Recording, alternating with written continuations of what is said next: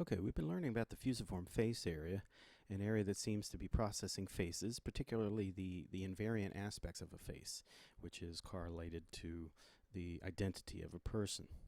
But then we went on to say that the fusiform is connected to other regions in the brain, so the output from the fusiform face area serves as the input to other areas of the brain. For example, in the STS region here, this bit of brain tissue seems to be processing some of the dynamic aspects of a face, like shifting eyes. Eye gaze is important information about a face. In addition, facial expressions are dynamic aspects of a face.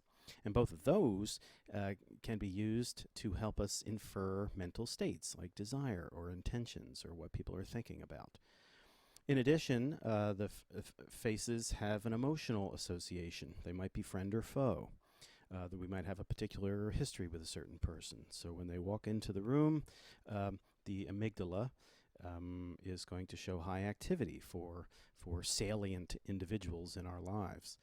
And in addition, a face, of course, is one element of a stored representation of that person. We know their name, their personality, some biographical history, our relationship to them, and maybe some autobiographical memories. But a face is one element of that. So in this lesson, what we'll do is we're going to add one element to this diagram. We're going to add the voice component here and then see what would happen to a person who had damage to this region of the brain, the person files themselves. And we'll contrast that with the folks with prosopagnosia that have damage to the fusiform face area. And the congenital prosopagnosics just have difficulty recognizing faces anyway, even though there is some evidence that this area seems to be active when they look at faces. Okay, so what we're adding to our diagram now, different from what you've seen before, is this upper portion of the diagram. Now, the folks who do neuroanatomy studies, they have determined that the visual system, the visual pathway along the temporal lobe, runs down the sort of ventral part of the temporal lobe, the bottom part. The upper part of the temporal lobe seems to be processing voice, right? The auditory cortex is up here, and so a person's voice would be processed by this upper part of the temporal lobe. And there's a neural pathway that runs forward towards the anterior part of the temporal lobe. And notice then we get a convergence. Visual information and auditory information are converging. Well, this makes sense. If up here we're sort of linking together what a person looks like, their face, right, and what they sound like, their vocal identity. So the person files that we have mentioned before have several components to it. We can recognize a person's face, but we can also recognize their voice. And then we can also access biographical information about the person and our own history with that person, some of which might have emotional significance. And the amygdala plays that role. Now, what's going to happen if a person has damage to this region of the brain? And then we'll contrast it with folks who have damage to the fusiform. So if we consider what would happen if we damage the person files themselves, right, and that's our little icon here, the idea is they have intact face perception, but a failure to retrieve information about the face, right? Because it's right here that you're linking this kind of information together. For example, notably the vocal identity and the facial identity are linked here.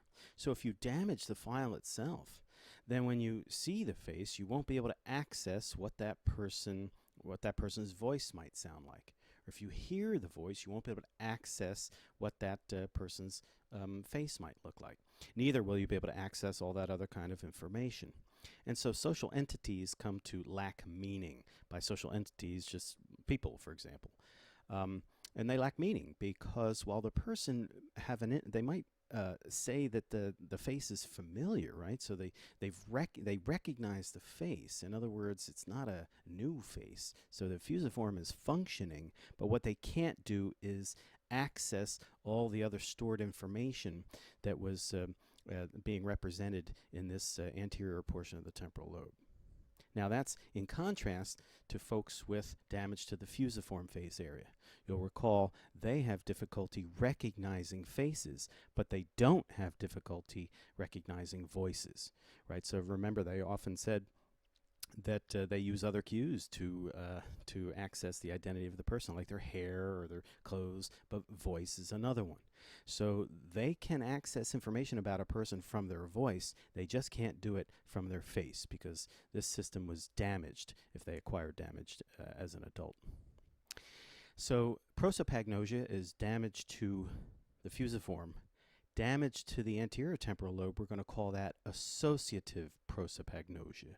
Notice the word associative here, meaning that the problem here is that they can't associate all that other information that they might have stored there with the face or the voice. They can't access that information because the files themselves have been damaged.